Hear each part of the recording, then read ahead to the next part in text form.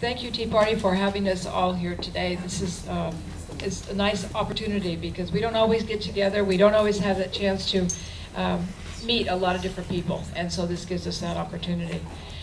Again, I'm Pauline Roccucci. I'm running for the Roseville City Council. I've lived in Roseville all my life, so is my husband, and we're probably about a 100-year generation in the city of Roseville.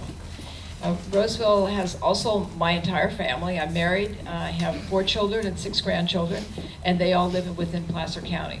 Matter of fact, within about 15 minutes of my house, along with 6 grandchildren. So it's really a nice way to live. I went to the local schools. I graduated from CSUS with a BS in nursing. I'm a registered nurse at Mercy San Juan Hospital, and I continue to be a nurse there. I've also been very active in local government. I've been on the city council in '89 and '98. I worked a lot on framing what you see in the city of Roseville right now. The specific plans, the planned areas, how you know where your roads are, where you put your schools, make sure that your finances are there, that you have businesses there, and where people live. And so I feel really I had the blessed and the opportunity to be able to work on the planning and continue to have done that even in the last, being on council right now.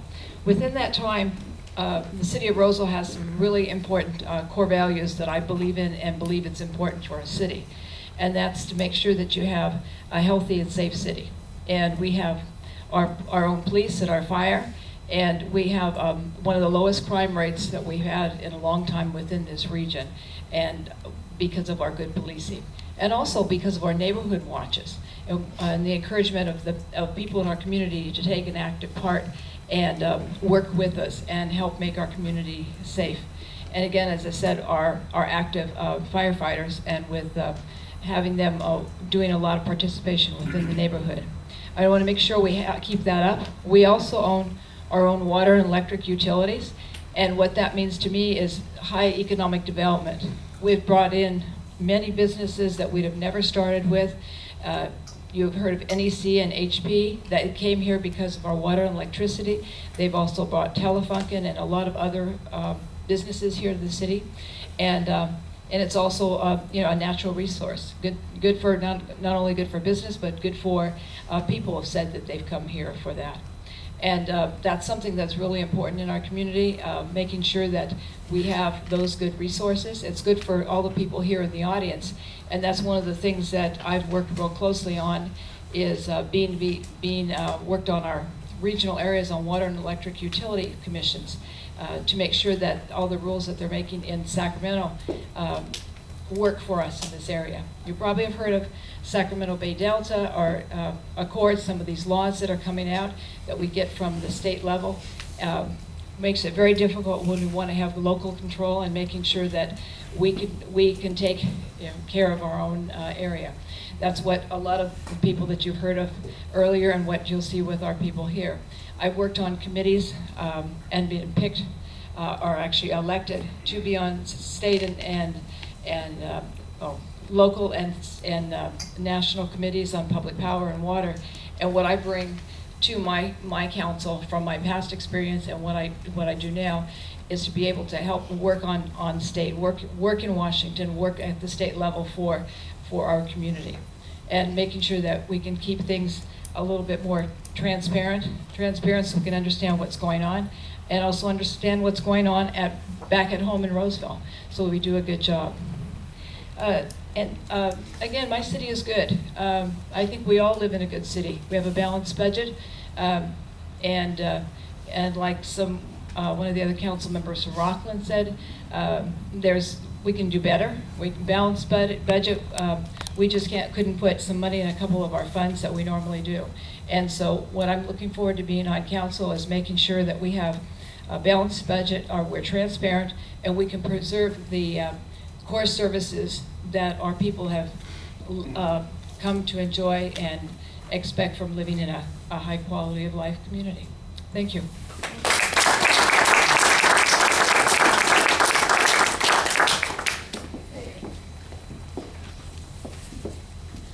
Good evening, I'm Bonnie Gore, and it's certainly a pleasure to be here this evening, so thank you so much for taking your time out of an evening where you could be watching baseball or doing something else, but we're here really because we care about not only our community, but our state, our nation. You know, this is a group of people, we're running really because we care about our communities, and I'm running because I love living in the city of Roseville. I'm very fortunate to live in Roseville, and I think most who live in Roseville would say it's a great community to live in. But that being said, it is extremely important that we maintain vigilance over our local communities. I used to work for a local state senator, Senator Rico Aller, and that was a great opportunity for me because from him, he was a businessman, I learned the importance of fiscal responsibility, lower taxes, and making sure that we were responsible with the citizens' dollars. I learned that from him, and it's really important because I realized that when I worked with some of those state bureaucrats, they forgot that. They forgot that those taxpayer dollars are your dollars and my dollars, and it's extremely important that we elect people who remember that.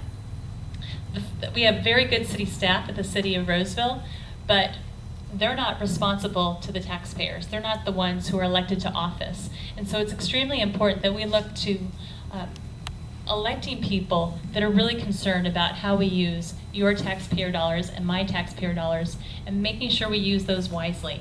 And that's why I'm running. I'm running because I want to make sure that we are a fiscally responsible government. The City of Roseville has a good budget, but it's very important that we maintain that fiscal responsibility. I'm running because it's extremely important that we make sure that we stimulate our local economy. If we attract good businesses and attract jobs and retain those jobs in our community, then we have the tax base to provide what our citizens want, which are great police and fire, good parks, great neighborhoods. That's why we live in this community, because we have those benefits. But we have to make sure that those are our top priorities, and that's what I'm committed to. So let me tell you just briefly about myself. I live in Roseville. I've lived and worked in Roseville for 15 years. My husband and I have a 15-year-old son, Jacob, who is a junior at Wood Creek High School. He gets his license in less than 4 weeks, and that's a little scary, but very exciting for a teenage boy. But we have really enjoyed living here in our community and have really taken the time to invest in our community. I am a volunteer with Big Brothers Big Sisters. I have the opportunity to serve on the Board of Trustees for William Jessup University. And I also volunteer with the local Chamber of Commerce, the Roseville Chamber of Commerce, and I've sat on several city commissions. I'm currently on the City of Roseville's Transportation Commission, as well as I've served on the Grants Commission and the City's Sustainability Committee. So I've had several years to really be involved in our community, and it's a great community in which to live. Somebody made a comment about Sustainability Committee. It was an interesting committee, let me tell you, and the really good thing is that we have local conservatives in our communities. And so when people I was really concerned that they wanted to tax and spend and just tax and spend, and really we really talked about, no, we have to actually not tax more. We have to really keep an eye on fees and not increase fees. But the challenge is the state continues to mandate things to our local communities. And that's terrible. Every time you turn around, the state's saying, you've got to do this, you've got to do that. Why? For some greenhouse gases, which we don't even know, would really make an impact in our community. And so that's extremely important that we have people who understand that we have to fight against our state legislature. We have to elect people like Beth Gaines who will stand up for us, but we also have to have local elected officials who will work together to say, no, that's not what's best for our community. David Butler did that when he stood up against Senator Steinberg. That's the type of people we need to elect to our local communities, because we cannot allow the state to trample on our rights locally. We have to have the opportunity to govern our own communities the way we see fit. So anyway, you got me off on a little tangent. Sorry about that, but I think we're on the same page there. So I just want to say that I would really appreciate your support. I am for fiscal responsibility. I'm for making sure that we stimulate our economy and making sure that we maintain the great services that our community really appreciates. I have the support of Sheriff Ed Bonner, as well as our Vice Mayor Susan Rohan, and several of our community leaders. And I really appreciate their support. I think what I do want you to know that ultimately it matters that we have a council that will make sure that we use our dollars wisely and make sure that we maintain fiscal responsibility over our local city budget. The City of Roseville has done a very good job planning. We just need to make sure it continues to be a great community. So I would certainly appreciate your vote on November 6th. If you don't live in Roseville, I'm sure you know people who live in Roseville. So I would appreciate you telling your friends to vote for Bonnie Gore on November 6th. Thank you very much.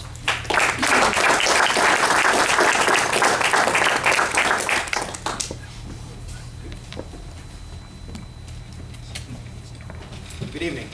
You guys hear me? Bring in a microphone. Use the microphone. Use the microphone? All right. Wow. All right. Good evening. I'd like to... Hello? Okay. Good evening. My name's Tracy Mendonsa. I'm running for Roseville City Council. I'd like to thank the Tea Party for the opportunity to speak here this evening. A little bit about me. I'm married. I have twin daughters who are both 5, and part-time instructor at Heald College, and as well as being married and instructor, and my day job and some of the nonprofits I'm involved with. I hear the word no a lot. So I'm not going to be offended if in the course of being elected there's a lot of pushback and a lot of different decisions that might not be easy for some people to make. I'm okay with making those hard decisions. I'm okay with dealing with the unpleasantries of this job because I'm used to hearing the word no a lot in different situations. I'm a former college chair, currently over at Heald College as an instructor, part-time. My day job, I work for a company called Purple Communications. I don't know if anybody in here has hearing loss or is deaf or knows anybody who is. We're the company that handles the relay services. So if you are communicating with a deaf or hard of hearing person, you're using the televisions and the computers, much like hearing people use Skype. That's what we're developing, and that's what we're about. And it's a very rewarding job, and I enjoyed that. I do their regulatory compliance there. I'm a former special agent, did that for 9 years after 9/11. So I've worked in government, and now I've worked for government and in government. So I've got a lot of experience seeing where the bottlenecks are, seeing where we can shore some things up, streamline some areas, both in city government as well as other parts of government. We won't get into the other parts because I'm only running for city government. So I'm not afraid, like I say, to go ahead and jump in there and make those decisions. I'm a former district commissioner for the Boy Scouts of America. I've served on several nonprofit boards, including the American Cancer Society, Juvenile Diabetes Research Foundation, and the March of Dimes. I'm proud to have served on those boards and still affiliated with those organizations today. A lot of people ask why I'm running. In fact, I came across an individual when I was canvassing neighborhoods about a month ago. I introduced myself, gave my usual spiel, and the gentleman literally looked at me and he says, "Turn around." And I said, okay. I turned around and he said, "I just wanted to see how big the bullseye on your back was. Why would anybody want to run for local government?" And it kind of threw me off guard because I had come across other disenchanted voters, but no one who was that blatant. Like I had a bullseye on the back of my shoulders. And so we talked for a little bit, and I don't know if I swayed him one way or the other, but I didn't have to do any more stupid human tricks while I was on this front porch. So I was kind of happy about that. He took my literature, so I guess that was a check in the win column. So that was a good one. But as I canvassed neighborhoods, and I started this campaign back in December of last year, and I didn't just arbitrarily decide, hey, this sounds like a good idea to run for council. I did a lot of consulting. I spoke with my family. I talked to other people in the community. And as I went around, I just found that more and more people were disenchanted with government. And we've heard this over and over from other candidates and from the Tea Party. The way government's run right now, the way things are being ran, it's not working. And I think that people are disenchanted from the top all the way down to local government. And I'm not at the level yet to run for a larger office, but I can run at the local level, and I can try to affect positive change at the local level, and that's what I want to do. I believe that serving on the city council and serving in your community is still one of the greatest things that you can do to give back to your community. And I think it's really important that if you have the desire to give back and you have the ability to do so, that you should not hide that. You should actually embrace that opportunity. I'm for incentives for business. I believe that we could do better as a city. We can be enticing more businesses to come here. I want to obviously protect our home values. As a criminal justice major, I'm very in tune with what crime does to our communities, as well as foreclosures and things that go along with those lines. So there's a lot of different avenues, and I only have 5 minutes, or 30 seconds rather, to wrap this up. So my information is on the back table there. I have cards and information. My email, my website, which has my phone number and all kinds of other personal information on there. If I don't get to your questions tonight, and you have a question at 3 o'clock in the morning when you think I should have asked that when he was there, email me, call me. I don't care how you reach me, just reach out to me. I'm happy to answer your questions and elaborate more on why I believe that on November 6th, I would be one of the 3 best candidates for you to select for Roseville City Council. Thank you.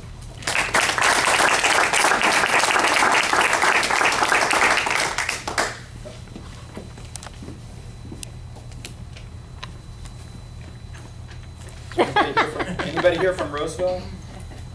All right, so I actually have an audience. That's great. I'm doing a super extensive study in sleep deprivation right now. I had a compressor go out on an ice cream unit in my restaurant, and then our router went out, and I've got to spend some late nights, and then my wife's out of town this week, and so I'm carpooling in the morning. And so if I fall asleep, somebody wake me up if my time's... I have been in Roseville, okay, that's not going to work, for 25 years. My wife and I came here after I got a bachelor's degree, and shortly after we moved out here, we inherited 4 children.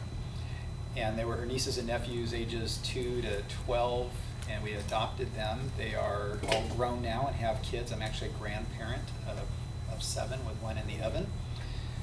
We also have 3 birth children that came later, and my youngest is now a junior in high school, and he's got the date when he's going to get his driving test. It is amazing. It's across the street while you can. After I graduated from college with a bachelor's of science in computer science, I went back to school later in '99. I got an MBA, and I took some extra courses and got what's called a techno MBA. But I started a software company right out of college, and it was a part-time company on the side while I had a career, 18-year career with a very large corporation. I developed clinical software systems, and I led the team that did that with nurses and programmers. And I have, later I left that, and we opened up a restaurant down in Vernon Street. And the tea party, wonderful thing. I do tea party all the time. It's called the Dash of Panache. It's a French Deco tea parlor. Wait for you guys to come have an event there. By opening that brick and mortar business, I got to learn the wonderful world of plan checks and the different kinds of permitting processes, ADA compliance. Oh, that's such a joy. Going through payroll processing, I pay federal, state, local taxes, and going through the health permitting process, figuring out how to get the right kind of insurance, workers' comp. I understand business because I've been through that. I also understand that Roseville is a very difficult place to open a business. They've got some of the strictest regulations around. I have a real good friend that owns a car company, and he wants to put balloons on his car, and not kind of balloons that float down because you don't sell cars that way, but something that attracts some attention. He knows for a fact that when he has balloons sticking out on his car, he sells more cars. It's just it's an eye grabber, and our city doesn't allow that, except at the auto mall. And this gentleman paid $1.5 million to the city in taxes last year. It's a significant source of income for us. We have also the strictest sign ordinance in Roseville, in the area. We don't allow teardrop banners, which is kind of the tall flag signs. And you want to be careful. You don't want to have a bunch of ugly looking signs or a whole bunch of them slammed together. But I know a guy that owns a cell phone company who budgets $1,000 to $2,000 a year to pay the fine because he makes sales by having that banner out there. And he doesn't make sales when he doesn't have it out. This is a problem in the business community. I also own a corporation it's called Fellowship Networking. It's an S-Corp, and we set up chapters in different cities for Christian business owners to come together and network and help learn how to talk about their business and bring leads to each other and help grow their businesses. I've been in the business of helping grow businesses for years. My software company became a consulting company about 10 years ago. And I've worked with hundreds of regional companies just trying to train them. And most of it's for free. I do a lot of it in my restaurant now. Trying to train them how to grow their business. I want to tell you a couple of things about that's unique about me as a candidate. I am the only business owner up here. I'm the only person who trains and coaches businesses. I'm president of the Downtown Roseville Merchants. I have a techno MBA, as I mentioned. I'm the only non-incumbent endorsed by both police and fire. I am a major player in the revitalization process of downtown. It used to be fairly blighted down there. It is coming to life, and it's taken a lot of time.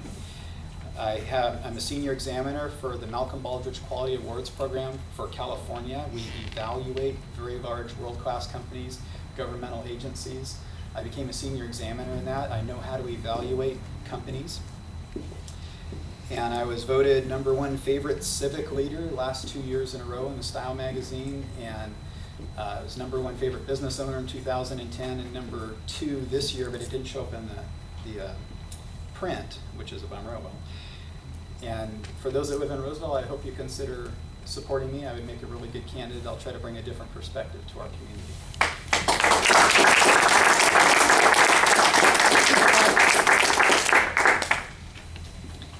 And I hope that we haven't overlooked any candidates that are still here.